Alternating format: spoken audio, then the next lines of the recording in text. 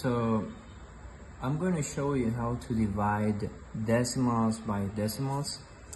Okay, so basically I want to start with two simple rules. I gotta explain the first one and then the second one. So the first rule is if the dividend gets smaller by a power of 10, the divisor also gets smaller by the same power of 10. So let's take a look at the example here.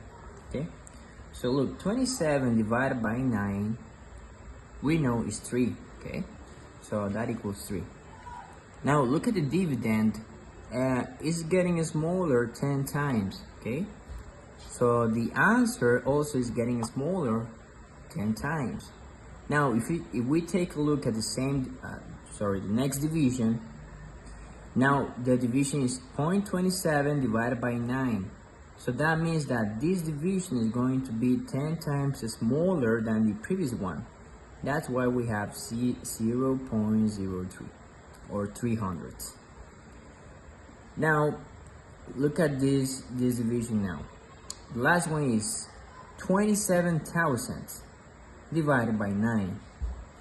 If you look at this number is 1,000 times smaller than 27. So that means that the answer, which is 3, is going to be 1,000 times smaller. So that's why we have 3,000 as the answer for this division. Now the second rule is if the divisor gets smaller by a power of 10, the quotient this time gets bigger by the same power of 10. It's like the opposite of the previous rule. Look, we have 27 divided by 9 equals 3. The divisor gets smaller 10 times, so the answer increased 10 times the same power, which is 10. That's why it's 30. Now if the divisor gets smaller 100 times, okay, because this is 100 of 9, so the answer increase, the quotient increase 100 times. And finally, if the answer gets smaller 1,000 times, the answer increase 1,000 times, which is the result of 3 times 1,000. Now let's take a look at examples here. We know that 35 divided by 7 equals 5. Okay, that's 5. Now look at the dividend, it's the same, but the divisor gets smaller 10 times. So because of this, and according to the second rule that I just showed you, okay, so this answer gets bigger 10 times, so that's 50. Okay, now in the next division, that divisor is the same, 0.7, but the dividend got smaller like 100 times because initially we had 35, so this number is 100 times less, because remember that 35, if we divide this by 100, that's gonna be 0.35. So look, the dividend got smaller 100 times, so that means the answer or the quotient is gonna get smaller 100 times as well. So now if I shift the decimal point, you know that 50 equals 50.0.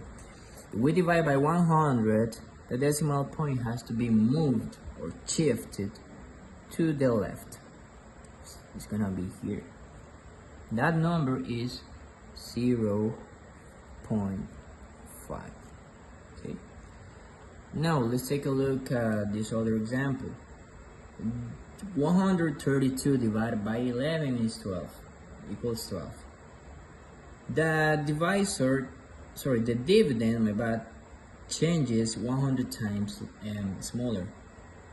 It's getting smaller 100 times. It's 1.32. So the answer gets smaller 100 times because the quotient is the same. The divisor is the same, so the quotient got smaller. So this is 0.12. Okay, it's 100 times smaller than the quotient. Now finally, the dividend is the same. The divisor changes Yeah, 10 times. It is 10 times smaller. So that means that the answer is 10 times bigger. So that is 1.12. Or we just move the decimal point one time to the right. Okay, it's 1.2. So that's it for today, guys.